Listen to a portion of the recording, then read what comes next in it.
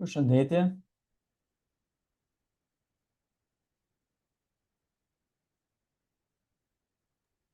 Përshëndetje.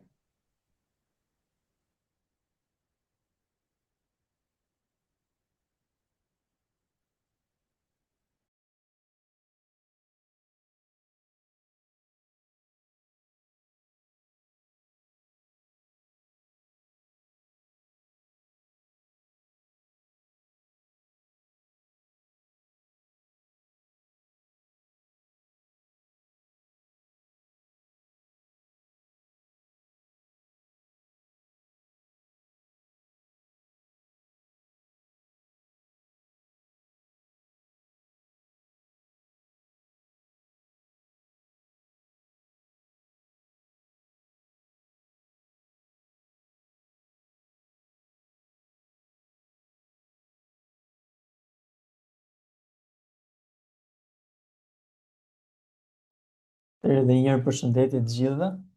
Sot do të vazhdojmë me pjesën e social medias. Dje pak a shumë për shpjeguam metodën më të mirë se si mund të bëjmë prompte me inteligjencat artificiale dhe cilin mjet përdorim për qëllime të caktuara. Kemi ndonjë pyetje nga dje? Ose a i keni provuar vetë, domethënë, ato metodat?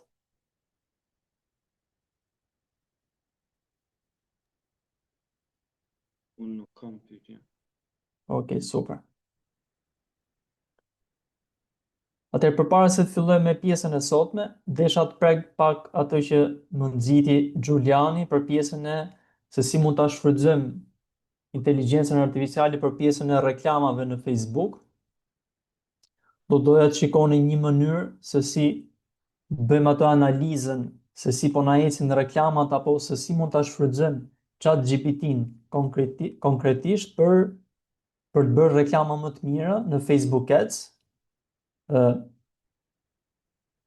Nuk e di nëse e keni përdorur Facebook Ads, pra Meta Ads më përpara, Julian, se ti e kishe më shumë si pyetje. Po, përshëndetje. Unë e kam përdorur praktikisht, por e kam përdorur jo shumë, se nuk më dash të bëj shumë sponsorizime, por e kam përdorur.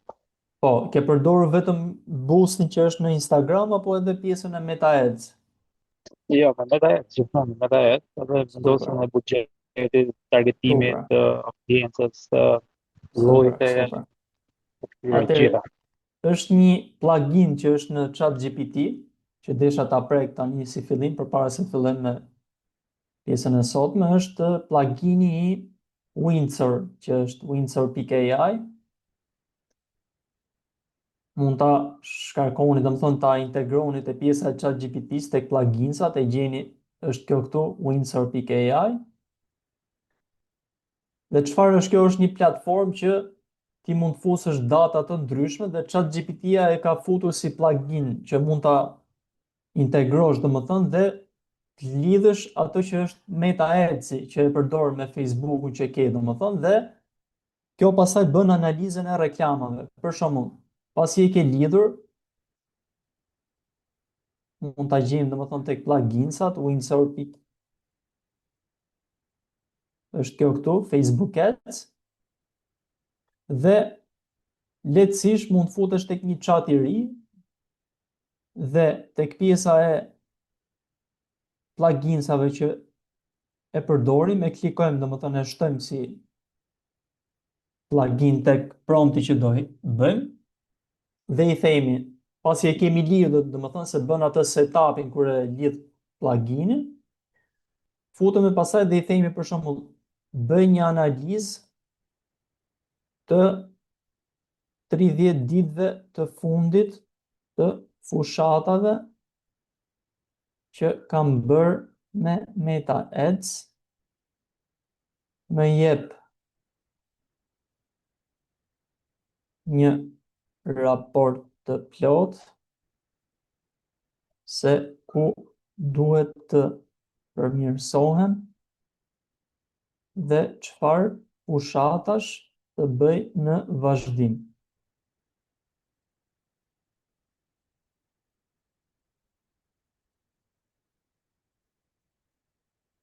Pra pasi e kemi lidhur, atëherë kjo futet dhe bashkëpunon, po themi, me Facebook Ads dhe na bën raportin e fushatave që kemi bërë, apo reklamave, apo çfarë do lloj kërkese që neve i bën. Ja, pra,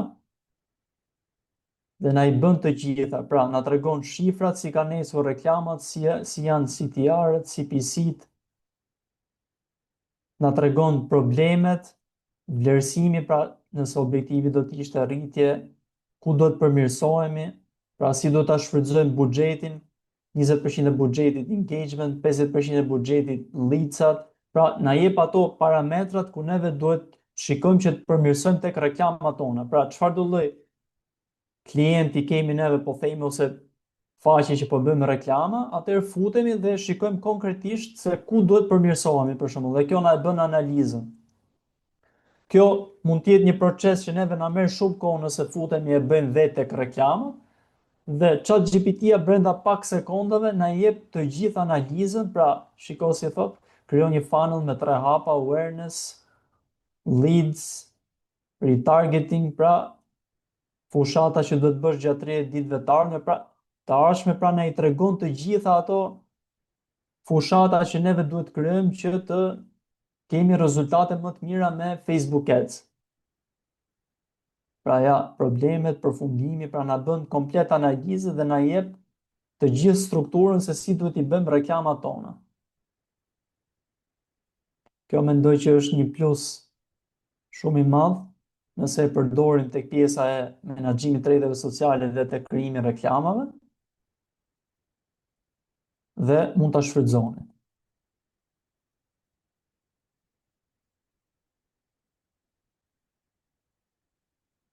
Kjo ishte sa i përket pjesës së Facebook Ads. Juve mund t'i bëni dhe kërkesa tjera, normal, mund bëni për shembull çfarë lloj audience duhet fokusohem më shumë, tek cila, çfarë targetimi duhet bëj, për shembull, tek fushatat që kanë bërë më të mira, për shembull, si janë audiencat, kush është angazhuar më shumë, etj, etj. Pra janë kërkesa që neve mund t'ja bëjmë këtij plugini, pra ja bëjmë nëpërmjet ChatGPT-s dhe na jep të gjitha raportet dhe të gjitha specifikat që na duhen. Mendoj që ky është një tool shumë i vlefshëm që do të na ndihmojë që të bëjmë reklama më të mira.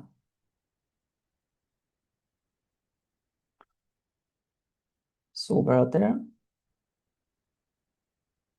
Atëherë sot do të vazhdojmë me pjesën tjetër ku do të fokusohemi tek workflow, pra tek procesi se si të kalojmë për një përmbajtje dhe për një strategji kontenti më të mirë nëpërmjet inteligjencës artificiale, pra si të kalojmë nga ideja e një postimi fillestar deri tek posti final, pra që e postojmë, pra si të ndërtojmë një kalendar postimesh për 30 ditë, pra për një muaj ose për më shumë, në varësi të kërkesës që e bëjmë inteligjencës artificiale, si të bëjmë skripte të mira dhe si të përdorim Canva nëpërmjet këtyre platformave, pra ta integrojmë Canva si një bashkëpunëtor me AI që të bëjmë postime më të mira dhe për të na gjeneruar, domethënë, ide të ndryshme kontenti. Kemi ndonjë këtu që e përdor Canva?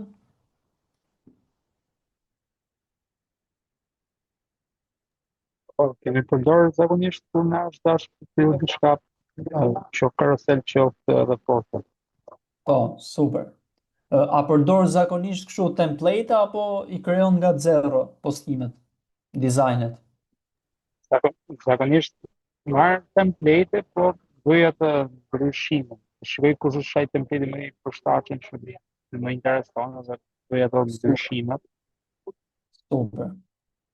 Canva, siç e dini, domethënë ka shumë opsione brenda, pra siç e përmenda, ka dhe template, ka dhe mundësi të ndryshme, tani edhe inteligjenca artificiale brenda Canvas, domethënë të lejon që të japësh prompte si në ChatGPT dhe në cloud dhe gjeneron për shembull template të ndryshme. E njëjta gjë neve mund ta bëjmë dhe brenda ChatGPT-s dhe cloudit. Pra, i japim promptin e duhur për të gjeneruar një lloj template ose një lloj ideje postimi. Pra, e fillojmë procesin nga fillimi, nga ideja dhe deri tek template konkret që na i gjeneron ChatGPT-ja dhe Claudi. Do ta shohim konkretisht. Pra, përpara se të fillojmë postojmë në rrjetet sociale, domethënë neve shumicën e kohës nuk kemi ide konkrete se çfarë do postojmë dhe mundojnë domethënë futemi tek Canva dhe shikojmë template të ndryshme ose sepse për ta filluar nga zero një dizajn, ok, kërkon disa aftësi shtesë dhe pak njohuri dizajni, po themi, graphic dizajni, dhe një person që nuk di fare për shembull graphic design e ka të vështirë që të krijojë një koncept ose të krijojë një postim të mirë fill që duhet për një klient të caktuar. Pra nëse i një social media manager që ka klientë të ndryshëm dhe nuk e aftësi graphic design, është pak e vështirë që të krijosh postime, po themi, profesionale dhe që të ketë një sy tjetër dhe që të lidhet me brandin, domethënë. Dhe te kjo pjesë domethënë na ndihmon ChatGPT-ja dhe Claudi që të na japin atë idenë dhe kemi, po themi, një start që të fillojmë postimin dhe pastaj ta editojmë gjatë rrugës te Canva. Konkretisht, shkojmë tek ChatGPT-ja dhe themi për shembull, siç e bëm dhe herën e parë, vepro si je një ekspert kontenti, pra sipas formulës që shpjeguam, kam një biznes ose kam një klinik dentare me audiencë 18 deri në 55 vjeç. Dua të rris shikimet